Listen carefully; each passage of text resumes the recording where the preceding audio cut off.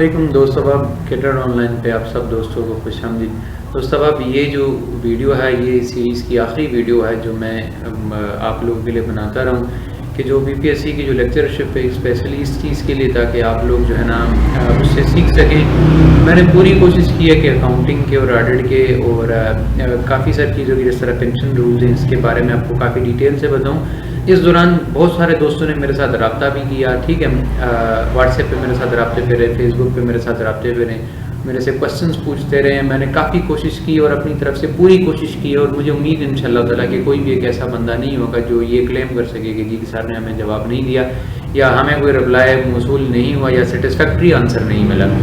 तो दोस्तों, अब ये लास्ट एडवाइजेज है जो लास्ट मिनट प्रिपरेशन के लिए मैंने एक चेकलिस्ट बनाई है ताकि आप लोग जो है ना इस पर अमल करें और कुछ मेरे एक्सपीरियंस भी आप लोगों के साथ शेयर करूँगा ताकि आप लोगों को ये परेशानी ना हो कि टेस्ट वाले दिन या टेस्ट से एक दो रातें पहले, जिस तरह मैं अभी ये वीडियो अपलोड कर रहा हूँ, कि आप लोगों ने क्या करना है और क्या नहीं करना। तो दोस्तों, अब इसको शुरू करते हैं। सबसे पहले तो ना मैंने एक चेकलिस्ट बनाई आप लोगों के लिए। चेकलिस्ट में क्या क्या है जी, अकाउंटिंग की डेफिनेशंस हैं, ऑडिट की डेफिनेशंस हैं, इंटरनेशनल फाइनेंस हैं, पेंशन रूल्स हैं, बेसिक इकोनॉमिक्स है, basic maths and statistic questions हैं, रेशो एनालिसिस हैं। अब देखो, पहली चेकलिस्ट में हम लोगों ने क्या लिखा है कि अकाउंटिंग की डेफिनेशन, लेकिन आप लोगों ने याद रखना है अकाउंटिंग की डेफिनेशन से मुराद अकाउंटिंग के सिर्फ डेफिनेशन नहीं, यानी कि अकाउंटिंग की डेफिनेशन जर्नल की, लेजर की, ट्रायल बैलेंस किसे कहते हैं, बैलेंस शीट किसे कहते हैं, सिर्फ इस चीज़ की डेफिनेशन नहीं है। डेफिनेशन से मुराद ये है कि आप लोगों ने उसका पूरा कंप्लीट ओवरव्यू लेना है, आपने हर चीज़ को थॉरोली देखना है, ठीक है। तो अब अकाउंटिंग में क्या क्या चीज़ें शामिल हैं, देखिए अकाउंटिंग में सबसे पहले इसकी तमाम डेफिनेशन शामिल हैं कि गुड्स किसे कहते हैं, सेल्स किसे कहते हैं, डेटर्स किसे कहते हैं, क्रेडिटर्स किसे कहते हैं, काउंटर एंट्री क्या होती है, ठीक है। सारी चीज़ों को आप लोगों ने देखना है। अच्छा, आगे फार्मूलाज है हमारे पास। अकाउंटिंग में डिफरेंट तरह के फार्मूला हम लोग इस्तेमाल कर रहे होते हैं, आप लोगों ने लाजमन उस चीज़ को देखना है। जर्नल एंट्रीज हैं हमारे पास, आप लोगों ने लाजमन आप लोगों ने अपनी डबल एंट्रीज को चेक करना है, क्रॉस वेरीफाई करना है आप लोगों ने। लेजर्स में पोस्टिंग किस तरह करते हैं, एसेट के अकाउंट में लेजर किस तरह, जो एसेट्स के अकाउंट्स होते हैं हमारे पास, एसेट्स का लेजर कैसे बनता है, एक्सपेंस का कैसे बनता है, फिर इनकम का, ठीक है, कैपिटल्स का, और रेक्टिफिकेशन ऑफ एरर्स के आप लोगों ने अगर फर्ज करे कि एंट्री आप लोगों से रेक्टिफाई करवानी हो उसने, तो कैसे आप लोगों ने देखना है। याद रखें ये एमसीक्यूज बेस्ड क्वेश्चंस होते हैं, इसमें आप लोगों के पास सोचने के लिए इतना बड़ा वक्त नहीं होता कि आप लोग जो है ना आपको वो कैलकुलेटर दें, आपको वो जो है ना मुख्तलिफ किस्म के डिवाइसेस प्रोवाइड करें। याद रखिए इसमें कोई कैलकुलेटर वगैरह नहीं होता, बस आप लोगों के माइंड को उसने चेक करना है कि आपकी माइंड मैपिंग क्या है और आपके जहन में इस एंट्री के बारे में, इस सिनेरियो के बारे में क्या चल रहा है। तो बैंक रिकॉन्सिलेशन स्टेटमेंट है, बहुत इंपॉर्टेंट है। और लाजिमन आप लोगों ने रेशोज को देखना है कि रेशोज के हम लोगों ने कितने जो है ना रेशोज पे आपकी ग्रिप है। याद रखें रेशोज में liquidity ratios, solvency ratios, profitability ratios, इन सारी चीज़ों को आप लोगों ने हर सूरत देखना है, ठीक है। तो ये कुछ ऐसी चीज़ें हैं जो आप लोगों ने अकाउंटिंग में ज़रूर देखना है। अब ऑडिट में कौन कौन सी चीज़ें शामिल है वो डेफिनेशन है।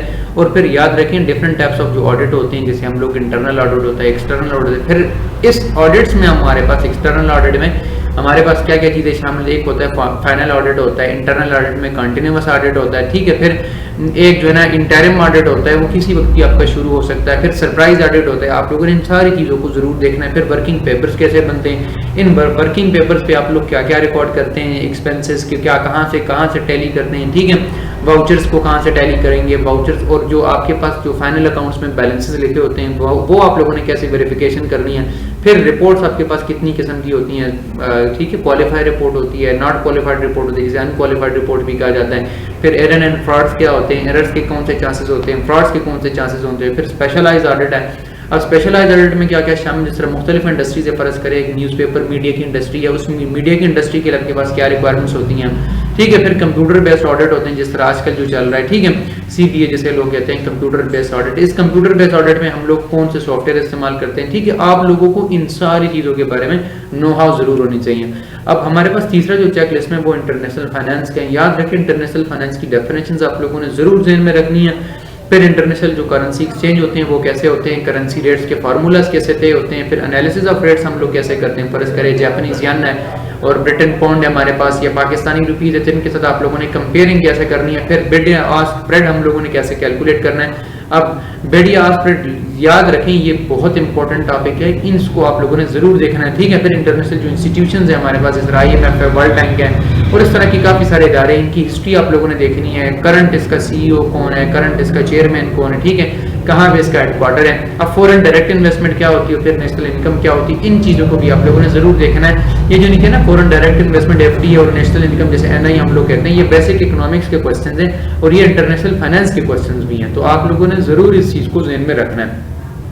फिर पेंशन के रूल्स हैं हमारे पास, पेंशन के रूल्स पे बड़ी ज़बरदस्त किस्म की वीडियो आप लोग इसी जो प्लेलिस्ट आप लोगों ने ओपन की, इसी प्लेलिस्ट में हमारे पास पड़ी है, ठीक है। आप लोग ज़रूर जाएं कैडर ऑनलाइन के ना, आप इस चैनल को आप ओपन करें तो आपके पास ना एक होम का बटन आएगा, आगे आपके पास ना एक प्लेलिस्ट आएगा, तो उस प्लेलिस्ट में ना आप लोगों ने PPSC प्रिपरेशन के जो प्लेलिस्ट है आप लोगों ने ज़रूर इस चीज़ को देखना है, ठीक है। पेंशन रूल में हमारे पास डेफिनेशंस है, रूल्स इन डिटेल्स है, हम लोगों ने सारी चीज़ें डिस्कस की है कि कितनी तरह की पेंशन फिर अवेलेबल होती हैं, फिर इन सारी पेंशन में मेजर और माइनर डिफरेंसेस क्या क्या है, ठीक है। फिर प्रोविंशियल एंड फेडरल स्कीम्स क्या होती हैं, फर्ज करें कि बंदा प्रोविंशियल में मुलाजिम है लेकिन उसको पेंशन विभाग से मिलती है, क्यों मिलती है उसको विभाग से, क्यों मिलती है फेडरल से उसको क्यों मिलती है, ठीक है। ये सारी चीज़ें आप लोगों ने ज़रूर देखनी है और जो है ना इन सारी चीज़ों को लोग ना आप लोगों ने बड़े डेप्थ में देखना है। अब चूंकि ये लास्ट मिनट प्रिपरेशन है तो एक बात ना आप लोगों ने ज़हन में रखनी है, अगर पेंशन का टॉपिक आप लोगों ने मिस किया है तो कोई मसला नहीं, आप आगे फॉरवर्ड करें, मूव करें आप लोग, ठीक है। आप लोगों ने बिल्कुल भी किसी जगह पे नहीं रुकना। अब फिर बेसिक मैथ्स एंड स्टैटिस्टिक्स हैं, आप लोग ना बेसिक मैथ्स की छोटी छोटी जो डेफिनेशंस होते हैं, जिस तरह के मीन, मीडियन, मोड क्या होते हैं, ज्योमेट्रिक मीन, हार्मोनिक मीन क्या होता है, रिग्रेशन और कोरिलेशन वगैरह क्या होता है, ठीक है। फिर रेशोज और यूनिट मेथड आप लोगों ने जरूर देखना है कि जी रेशोज कैसे कैलकुलेट होते हैं, फिर यूनिट मेथड हमारे पास कौन से होते हैं, फिर यूनिट फ्रैक्शंस कौन से होते हैं, जो मिक्स फ्रैक्शंस हैं वो क्या क्या है, हमारे पास परसेंटेजेस किस तरह कैलकुलेट होती हैं, फिर सीन टाइप्स क्वेश्चंस होते हैं। सीन टाइप क्वेश्चन से मुराद ये है कि आपको वो एक सैलरी दे देते हैं, फर्ज करें एक एग्जांपल बता रहा हूँ कि जी ए जो पर्सन है, फर्ज के अरशद कह लें हम उसको कि जी अरशद की सैलरी 20,000 है, हर साल उसका इंक्रीमेंट इतना लगता है, जबकि जो अली की सैलरी है वो 2 टाइम्स ऑफ अरशद है और हर साल उसका इंक्रीमेंट 5% लगता है, फलाने का 10% लगता है। इस चीज़ को आप लोगों ने जरूर देखना है और बाकी टेबल्स और जो इंपॉर्टेंट्स होंगे बेसिक मैथ एंड स्टैटिस्टिक्स में वो भी आप लोगों ने जरूर उस पर फोकस करना है। अच्छा, जो इंपॉर्टेंट टॉपिक है ना रेशो एनालिसिस का, उसके लिए मैंने आप लोगों ने सेपरेटली आप लोगों ने एक चेकलिस्ट बनाई है, ठीक है। इसमें आप लोगों ने ये कंटेंट से फर्ज करें उसके रेशोज की आप लोगों ने डेफिनेशन देखनी है कि हमारे पास जो है ना फर्ज करें हम लिक्विडिटी जो है ना रेशोज को लेते हैं। लिक्विडिटी रेशोज में आप लोगों को पता है हमारे पास जो है ना 2-3 तरह के होते हैं। एक हमारे पास करंट रेशो होते हैं, ठीक है, हम जिसमें हम लोग करंट एसेट को करंट लाइबिलिटीज के साथ जो है ना कंपेयर करते हैं। फिर हमारे पास एसेट टेस्ट रेशोज होते हैं, ठीक है। एसेट टेस्ट रेशोज से मुराद वो रेशोज होते हैं या वो एसेट्स होते हैं जो हम जितनी क्विकली उसको जो है ना लिक्विडेट कर सकते होते हैं, जितनी क्विकली हम लोग उसको सेल आउट कर सकते होते हैं, ठीक है। फिर टाइप्स ऑफ रेशोज जो हमारे पास अवेलेबल, जिस तरह भी आप लोगों को बताइए सोल्वेंसी वगैरह, प्रॉफिटेबिलिटी, ठीक है। इन सारी चीज़ों को आप लोगों ने जरूर देखना है। अच्छा, फिर हॉरिजॉन्टल और वर्टिकल एनालिसिस को आप लोगों ने जरूर देखना है कि हॉरिजॉन्टल एनालिसिस कैसे होती है और वर्टिकल एनालिसिस कैसे होती है। देखें, वो एग्जामिनर है, वो पेपर जो है ना सेटर है, उसको पता होगा बहुत बेहतर अच्छे तरीके से पता होगा कि मैंने कहाँ से ज़्यादा देना है, कहाँ से कम देना है। हम लोग सिर्फ गैस कर सकते हैं, लेकिन मुझे यकीन है और मेरा एक्सपीरियंस है और मेरी एडवाइस भी आप लोगों के लिए, अगर आप इन सारी चीज़ों को देखेंगे ना, इंशाअल्लाह ताला ये वीडियो आप लोगों को अपने एग्जाम्स के बाद आप लोगों को समझ आएगी कि हाँ जी अगले बंदे ने हमारे साथ वफा किया है, अगर उसने हमारे लिए वीडियो बनाई है तो मेहनत से बनाई है और अपने एक्सपीरियंस पे बनाई है। इंशाअल्लाह ताला आप लोग दुआएं ज़रूर देंगे, ठीक है। अच्छा, अब ये सारी चीज़ें चूंकि मैंने बनाई किन लोगों के लिए, ये सिर्फ और सिर्फ आप लोगों के लिए, ठीक है। तो आप लोगों ने याद रखना है कि आप लोगों ने रिलैक्स और जो है ना काम रहना है, परेशान नहीं होना, टेंशन नहीं लेनी। फर्ज करें आपका एक टॉपिक रह गया तो आप बिल्कुल भी वहां पर स्टॉप नहीं करना, बल्कि आगे मूव करें। जो टॉपिक आप लोगों ने पढ़ा है उस पर फोकस करें, उसको रिवाइज करें, ठीक है। नई चीज़ आप पढ़ेंगे आप कंफ्यूज होंगे, सबसे बेहतर तरीका ये है कि सबसे पहले आप पुरानी चीज़ को रिवाइज करें जो आप लोगों ने याद की है। अगर उसके बाद आपके पास टाइम बचता है तो फिर नई चीज़ को ज़रूर देखें। कॉन्फिडेंट रहें जी, अपने दरूद और फातिहा पढ़ें, इंशाअल्लाह अल्लाह ताला पे यकीन रखें, अपने आप पे यकीन रखें। कोई मसला मसाइल नहीं है, दिल बिल्कुल भी नहीं हारना, हिम्मत बिल्कुल भी नहीं हारनी, ठीक है आप लोगों ने।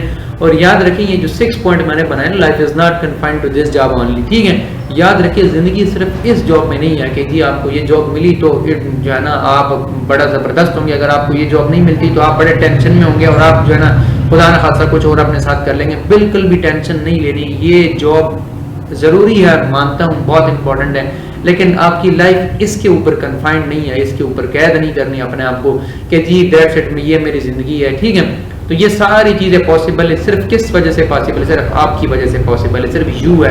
अगर आप अपने आप को यू कहते हैं, अपने आप को आप कहते हैं, तो फिर आप लोगों ने हिम्मत नहीं हारनी, हौसला नहीं हारना, टेंशन नहीं लेनी, ठीक है। और इंशाअल्लाह ताला आगे भी आप लोगों के पास बहुत मौके होंगे।